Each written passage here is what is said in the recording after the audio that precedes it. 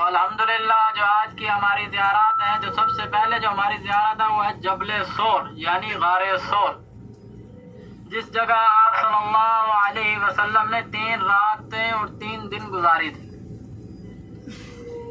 اس کے بعد میدان عرفات جائیں گے، اسی میدان عرفات کے اندر مسجد نمرہ ہے۔ اس کے بعد ہم مسجد نمرہ سے جبل رحمت والا پہاڑ، اس کے بعد ہم جائیں گے مزدلفہ کے اندر مسجد مشعر الحرام ہے، وادی محشر ہے، مینا ہے، مقام اسماعیل ہے، جمرات، مسجد خیف۔ اس کے بعد ہم جورانہ جائیں گے، وہاں سے آپ لوگ عمرے کی نیت بھی کریں گے، احرام بھی باندھیں گے۔ اس کے بعد جو ہماری اگلی زیارات شروع ہوں گی وہ جبل نور، مسجد جن، مسجد فتح، مسجد شجر جنت المعلیٰ کا قبرستان۔ جو آج کی ہماری زیارات ہیں یہ زیارات ہیں آج کی۔ الحمدللہ اللہ پاک کا کرم ہوا، اللہ پاک کا احسان ہوا، اللہ پاک نے آپ کو عمرے کے لیے قبول فرمایا، عمرے کی سعادت حاصل فرمائی۔ اللہ پاک نے آپ کو کروڑوں لوگوں میں سے چنا اور آپ کو اپنے گھر بلایا۔ اس میں اللہ کی توفیق سے آپ آئے ہیں، ایسے کوئی بھی نہیں آ سکتا۔ جب تک اللہ نہ چاہے اپنے گھر کسی کو نہیں بلاتا، اللہ نے چاہا تو آپ آئے ہیں۔ تو یہ مکہ شہر عظمتوں والا شہر ہے، عظیمت والا شہر ہے۔ اس شہر میں اللہ کے نبی صلی اللہ علیہ وسلم کے 53 سال زندگی کے گزرے ہیں۔ تو اسی شہر میں بیت اللہ ہے، اللہ کا گھر، جو ہم جا رہے ہیں اسی حرم شریف، اس بیت اللہ کا گھر ہے۔ اس میں روزانہ 120 رحمتیں نازل ہوتی ہیں، 60 رحمتیں ان پر نازل ہوتی ہیں جو لوگ اللہ کا گھر کا طواف کرتے ہیں، یعنی طواف کرتے ہیں، عمرہ کرتے ہیں، اور 40 رحمتیں ان پر نازل ہوتی ہیں جو طواف تو نہیں کرتے لیکن اللہ کے گھر میں بیٹھ کر ذکر و اذکار کرتے ہیں، جو قرآن پاک کی تلاوت وغیرہ کرتے رہتے ہیں، نوافل ادا کرتے ہیں۔ 40 رحمتیں ان پر نازل ہوتی ہیں، اور 20 رحمتیں ان پر نازل ہوتی ہیں جو کچھ بھی نہیں کر رہے ہوتے ہیں، نہ نماز پڑھ رہے ہوتے ہیں، نہ نوافل ادا کر رہے ہوتے ہیں، نہ ہی طواف کر رہے ہوتے ہیں، صرف اور صرف اللہ کے گھر کو محبت کی نگاہ سے دیکھ رہے ہوتے ہیں۔ اللہ کے گھر کو محبت کی نگاہ سے دیکھنا بھی عبادت ہے۔ ایک اللہ کے گھر کو محبت کی نگاہ سے دیکھنا عبادت ہے، دوسرا اپنے ماں باپ کو محبت کی نگاہ سے دیکھنا عبادت ہے۔ فرماتے ہیں کہ جو شخص صبح اٹھ کر اپنے ماں باپ کی زیارت کرتا ہے، مقبول حج کا ثواب عطا فرماتا ہے اللہ پاک اس کو۔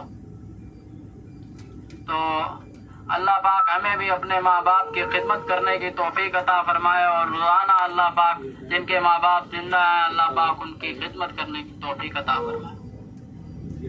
تو جو ہماری آج پہلی زیارت ہے وہ جبل سور یعنی غار سور۔ جب اللہ پاک نے اللہ کے نبی حضرت محمد صلی اللہ علیہ وسلم کو حکم دیا کہ آپ لوگوں کو اللہ کی طرف بلائیں اور اپنا تعارف کرائیے، تو اللہ کے نبی صلی اللہ علیہ وسلم صفا پہاڑی کے اوپر چڑھے اور لوگوں کو اکٹھا کیا۔ جب لوگ اکٹھے ہوئے تو اللہ کے نبی صلی اللہ علیہ وسلم نے فرمایا، کیا تم مجھے جانتے ہو؟ میں نے آپ کے ساتھ زندگی کے 40 سال گزارے ہیں، آپ نے مجھ کو کیسا پایا؟ تو سب لوگوں نے یک زبان ہو کر فرمایا، کہنے لگے تو آپ تو سچے ہیں، آپ صادق ہیں، آپ امین ہیں، آپ نے کبھی جھوٹ نہیں بولا۔ آپ صلی اللہ علیہ وسلم نے فرمایا، اگر میں کہوں کہ اس پہاڑ کے پیچھے سے ایک لشکر آ رہا ہے جو کہ آپ کے اوپر حملہ آور ہونے والا ہے، کیا آپ اس بات کا یقین کر لو گے؟ تو سب یک زبان ہو کر کہنے لگے، جی بالکل ہم یقین کریں گے، کیونکہ آپ صادق ہیں، آپ سچے ہیں، آپ امین ہیں، آپ نے کبھی جھوٹ بولا نہیں، جھوٹ تو آپ کے قریب سے بھی نہیں گزرتا۔ تو آپ صلی اللہ علیہ وسلم نے فرمایا، قولوا لا الہ تفلحون، اللہ کے سوا کوئی عبادت کے لائق نہیں، انا محمد الرسول اللہ، میں اللہ کا رسول ہوں۔ جب اللہ کے نبی صلی اللہ علیہ وسلم نے یہ فرمایا تو سب لوگ آپ صلی اللہ علیہ وسلم کے خلاف ہو گئے۔ جو لوگ ابھی تھوڑی دیر پہلے کہہ رہے تھے آپ سچے ہیں، آپ صادق ہیں، آپ امین ہیں، وہی لوگ آپ صلی اللہ علیہ وسلم کو نعوذ باللہ جھوٹا کہنے لگے، کذاب کہنے لگے، آپ صلی اللہ علیہ وسلم کو طرح طرح کی تکالیف دینے لگے۔ وجہ کیا تھی؟ کہ وجہ یہ تھی کہ آپ صلی اللہ علیہ وسلم نے ان کو ایک اللہ کی طرف بلایا، فرمایا کہ توحید کی دعوت دی، کیونکہ وہ تو 360 بتوں کو ماننے والے تھے. انہوں نے خانہ کعبہ کے اندر 360 بت رکھے ہوئے تھے جن کو وہ ماننے والے تھے. تو اللہ کے نبی صلی اللہ علیہ وسلم نے صرف اور صرف ایک اللہ کی طرف بلانے کی دعوت دی تو وہ آپ صلی اللہ علیہ وسلم کے خلاف ہو گئے. جب آپ صلی اللہ علیہ وسلم نے لیکن ان سے مایوس نہیں ہوئے. آپ صلی اللہ علیہ وسلم لوگوں کو پھر بھی اللہ کی طرف بلاتے رہے, دعوت دیتے رہے, اور آپ صلی اللہ علیہ وسلم پر ایمان لوگ لاتے رہے. جب یہ دیکھا مشرکین مکہ نے کہ آپ صلی اللہ علیہ وسلم پر جو ایمان لا رہے ہیں, لوگ مسلمان ہو رہے ہیں, تو ان سے یہ بات ہضم نہ ہوئی. تو آپ صلی اللہ علیہ وسلم کو معاذ اللہ پلان بنانے لگے کہ ہم آپ صلی اللہ علیہ وسلم کو قتل کر دیں گے. معاذ اللہ کوئی کہنے لگا کہ ہم آپ صلی اللہ علیہ وسلم کو مکہ شہر سے نکال دیتے ہیں. کوئی کہنے لگا معاذ اللہ ان کو جکڑ دیتے ہیں, ایک ہی جگہ قید کر دیتے ہیں. تو ایک پلان بنا, سب لوگ اکٹھے ہوئے مشرکین مکہ. تو انہوں نے ایک پلان بنایا تو اس میں سب لوگ ہر کوئی اپنا اپنا مشورہ دینے لگا. ایک ان میں ایک تھا ابو جہل, اس نے کہا کہ ہم جو ہے نا معاذ اللہ آپ صلی اللہ علیہ وسلم کو قتل کر دیتے ہیں. تو انہوں نے ایک پلان بنایا, ننگی تلواریں لے کر آپ صلی اللہ علیہ وسلم کے رات کو گھر کا گھیراؤ کر لیا. لیکن آپ صلی اللہ علیہ وسلم کو اللہ کی طرف سے حکم ہوا کہ آپ مکہ شہر چھوڑ کر مدینے چلا جائیے. تو آپ صلی اللہ علیہ وسلم نے حضرت ابو بکر صدیق رضی اللہ تعالی عنہ کو بلایا کہ ہم اللہ کی طرف سے حکم آیا ہے کہ ہم جب چلتے ہیں مدینہ کی طرف, ہجرت کا حکم آیا ہے.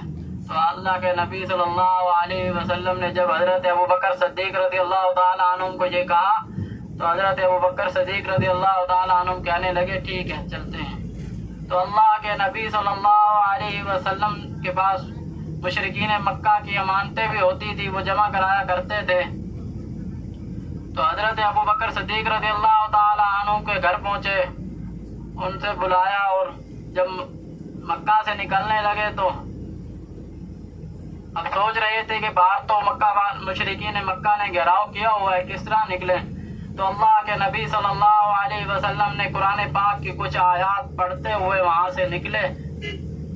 وہ یہ آیات ہے وَجَعَلْنَا مِن بَيْنِ أَيْدِيهِمْ سَدًّا وَمِنْ خَلْفِهِمْ سَدًّا فَأَغْشَيْنَاهُمْ فَهُمْ لَا يُبْصِرُونَ. اس آیات کی وجہ سے اللہ پاک نے ان مشرکین مکہ کو اندھا کر دیا, ان کو نظر نہ آیا. تو اللہ کے نبی صلی اللہ علیہ وسلم اور حضرت ابو بکر صدیق رضی اللہ تعالی عنہ وہاں سے مدینے کی طرف جا رہے تھے. تو راستے میں یہ پہاڑ آتا ہے جبل صور. تو رات کو انہوں نے سوچا کہ یہ مدینے کے اپوزٹ سائڈ پہ تو انہوں نے کہا چلو ہم رات یہاں گزارتے ہیں. تو آپ صلی اللہ علیہ وسلم اور حضرت ابو بکر صدیق رضی اللہ تعالی عنہ جب وہاں پہنچے تو آپ صلی اللہ علیہ وسلم کے پیدل چل چل کر پاؤں میں سے خون بہنے لگا. آپ صلی اللہ علیہ وسلم کے پاؤں زخمی ہو گئے تھے. تو حضرت ابو بکر صدیق رضی اللہ تعالی عنہ نے حضرت آپ صلی اللہ علیہ وسلم کو اپنے کندھوں پر اٹھا کر اس پہاڑ کے اوپر لے گئے جس کا نام ہے جبل صور.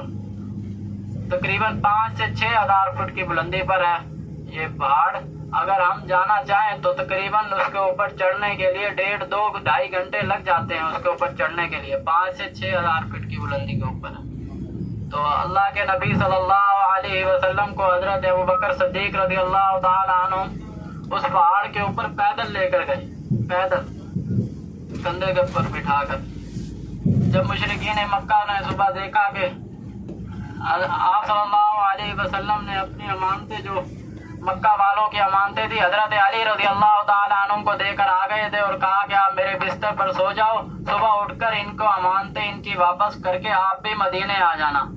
تو جب مشرکین مکہ نے دیکھا کہ آپ صلی اللہ علیہ وسلم کی بجائے آپ صلی اللہ علیہ وسلم کے بستر سے حضرت علی رضی اللہ تعالی عنہ اٹھ کر آ رہے ہیں تو حضرت علی رضی اللہ تعالی عنہ سے پوچھنے لگے کہ آپ کے دوست حضرت محمد صلی اللہ علیہ وسلم کہاں ہیں؟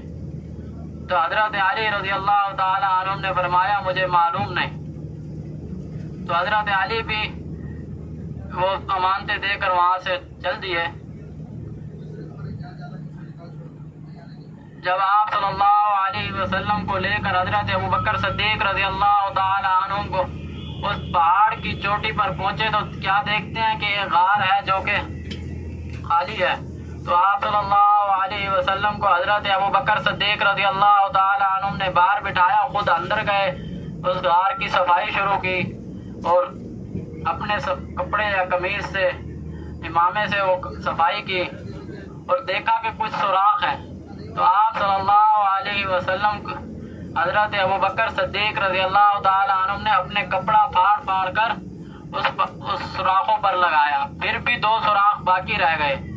تو اس جگہ پر آپ حضرت ابوبکر صدیق رضی اللہ تعالی عنہ نے اپنے ایڑیاں رکھ لی تاکہ آپ صلی اللہ علیہ وسلم کو کوئی تکلیف نہ آئے, کوئی زہریلی چیز نہ کاٹ لے. تو حضرت ابوبکر صدیق رضی اللہ تعالی عنہ نے بلایا آپ صلی اللہ علیہ وسلم کو. تو آپ صلی اللہ علیہ وسلم اندر تشریف لے گئے. تو حضرت ابوبکر صدیق رضی اللہ تعالی عنہ کی گود میں آپ صلی اللہ علیہ وسلم آرام فرما رہے تھے کہ اتنے میں کسی زہریلی چیز نے حضرت ابوبکر صدیق رضی اللہ تعالی عنہ کے پاؤں کو کاٹا.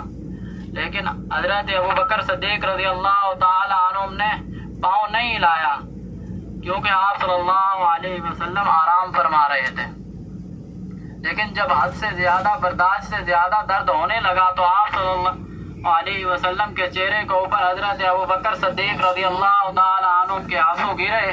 تو آپ صلی اللہ علیہ وسلم کی آنکھ کھلی اور کہنے لگے کیا بات ہے ابوبکر, گھر والوں کی یاد آ رہی ہے, کوئی پریشانی ہے؟ تو کہنے لگے نہیں حضور, کی نہ گھر والوں کی پریشانی ہے نہ گھر والوں کی یاد آ رہی ہے. تو آپ صلی اللہ علیہ وسلم نے فرمایا پھر کیا بات ہے, رو کیوں رہے ہو؟ تو حضرت ابوبکر صدیق رضی اللہ تعالی عنہ نے پاؤں ہٹایا اور کہنے لگے پتہ نہیں کسی زہریلی چیز نے کاٹا ہے. جب پاؤں ہٹایا تو اندر سے سانپ نکلا. تو اللہ کے نبی صلی اللہ علیہ وسلم نے حضرت ابوبکر صدیق رضی اللہ تعالی عنہ کی ایڑی پر اپنے لعاب دین لگایا اور آپ صلی اللہ علیہ وسلم کے لعاب دین سے حضرت ابوبکر صدیق رضی اللہ تعالی عنہ کو ایڑی کو شفا ملی.